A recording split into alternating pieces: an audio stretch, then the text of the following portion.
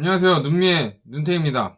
오늘은 밤탱이 없이 진행하는 저의 두 번째 시간입니다. 준비한 자료는 바로 바바라 쿠루거, 현재 아모레 퍼시픽 뮤지엄에서 전시하고 있는 작가죠. 그래서 준비했습니다. 바바라 쿠루거. 일단은 전반적인 슬라이드는 바바라 쿠루거 작가의 그런 작품 느낌으로 준비해봤습니다. 빨간색 바탕에 하얀색 글씨. 일단은 이 글씨를 보면은 어떤 옷 브랜드가 생각나지 않으신가요? 바로 많은 유튜버님들이 벌써 올리셨더라고요. 슈프림입니다. 실제 이 슈프림 CEO가 이 바바라 크루거의 작품을 보고 이 글씨에서 영감을 받아 이 로고를 제작했다고 합니다. 그러면은 오늘 준비한 바바라 크루거의 순서는 이렇습니다. 일단 작가가 되시기 전에 어떤 그 활동들을 하셨나 살펴보고, 그리고 초기 활동, 초기 작품들에 대해서 본 다음에 현재까지 이어지는 작품에서 어떤 주제들이 다뤄졌는지, 전체는 볼 수 없지만 일부분이라도 살펴보는 시간을 가질 거고요. 그 다음에 바바라 크루거 작품에서 나오는 표현 요소들을 간단히 다뤄보도록 하겠습니다. 일단 바바라 크루거는 1945년 뉴저지 뉴와크라는 데서 태어나셨습니다. 아버지는 쉘 오일, 미국 가시면은 노란색 조개 껍질이 걸린 주유소 보셨죠? 바로 거기 공장에서 일을 하셨고, 그 공장의 최초의 유태인 노동자라고 하십니다. 그래서 아무래도 이때도 반유태주의라든지 차별에 영향을 받았다고 해요. 그럼 차별에 시달렸다고 하고요. 그리고 이 동네가 부동산 블록버스팅이라고 흑인 밀집 지역이었대요. 그러니까 이 지역을 되게 싸게 공급을 하는 거죠, 땅을. 그래서 많은 흑인들이 이주해서 들어오면서 거기서도 또 뭔가 인종차별이라든지 편견에 매우 많이 상당히 노출됐다고 볼 수 있습니다. 이런 것들이 이제 작품을 형성하는 과정에서도 영향을 미치게 됩니다. 그리고 명문 사립학교 위카이 고등학교라는 데를 다니셨대요. 시라큐스 대학교에 미술 전공으로 입학을 하셨는데, 이때 당시만 해도 크루거 작가는 평소에 그림을 그릴 수 있다면 미술가가 될 수 있다고 생각했다고 합니다.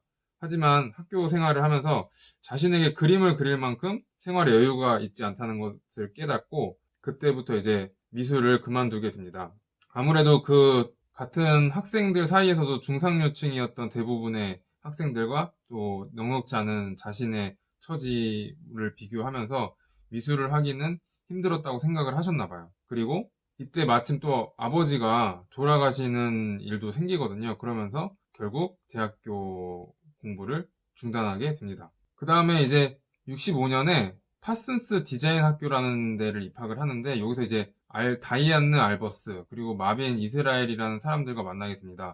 이 두 사람이 이제 크루거 작가한테 많은 영향을 미쳤는데, 일단 알버스라는 분은 예술적으로 영향을 미쳤다기보다는 이분이 굉장히 멋있는 여성분이셨대요. 그러니까 전통적인 이제 가사노동을 하는 그런 여성분이 아니라 자기의 길을 개척하는 그런 분이셨거든요. 그래서 미술가로서 자신의 영역을 주체적으로 만들어가는 모습을 크루거에게 보여줬다고 합니다. 크루거 또한 그런 모습을 굉장히 존경했다고 하고요. 그리고 마빈 이스라엘이라는 사람은 그래픽 디자이너로서 크루거가 성장하는데 큰 도움을 주는 사람입니다. 그 다음에 이제 1967년 마드모아젤 잡지를 만드는 회사에 취직을 하게 되는데요. 이때 1년도 안 돼서 수석 디자이너로 승진을 하게 됩니다.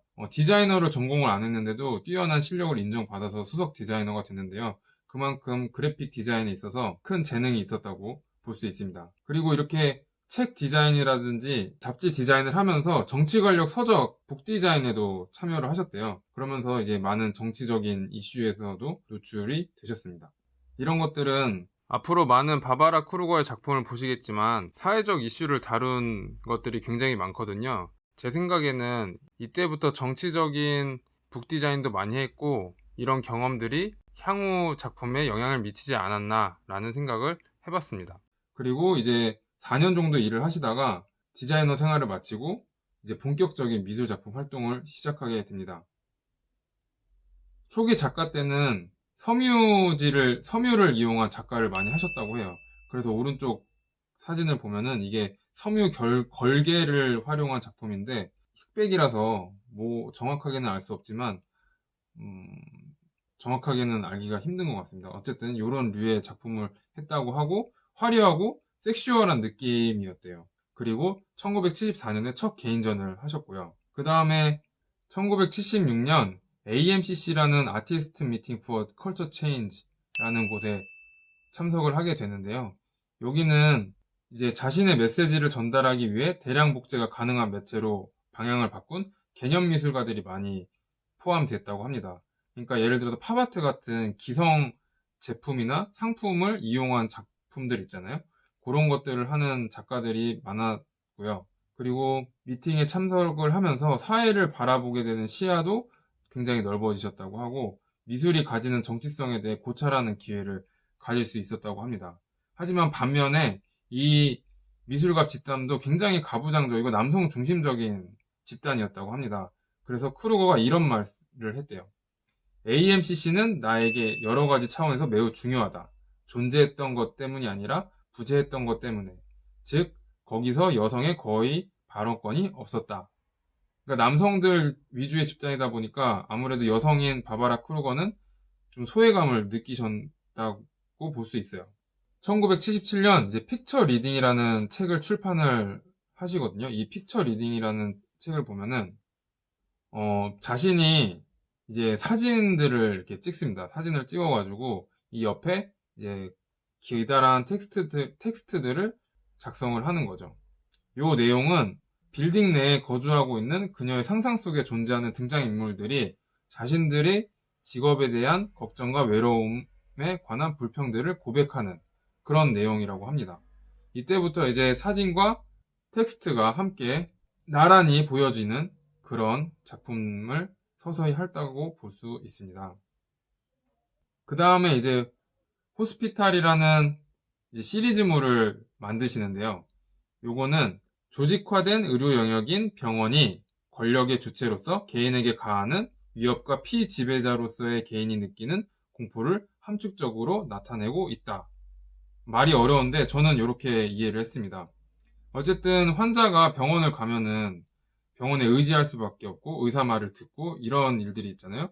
그렇게 약자가 환자는 될 수밖에 없는데 그런 상황을 나타낸 시리즈다라는 것 같아요, 설명이. 그리고 여기서 이제 드디어 사진과 그전보단 좀 더 텍스트들이 간결해지고 사진과 좀 더 가까워지면서 앞으로 보여질 사진과 텍스트가 이미지와 텍스트들이 중첩되기 바로 전에 그런 작품의 모습을 엿볼 수 있습니다. 그럼 여기까지 바바라 크루거의 작가 이전과 초기 활동에 대해서 봤고요. 그 다음엔 작품에서 다루는 주제를 보도록 하겠습니다. 2부에서 뵙겠습니다.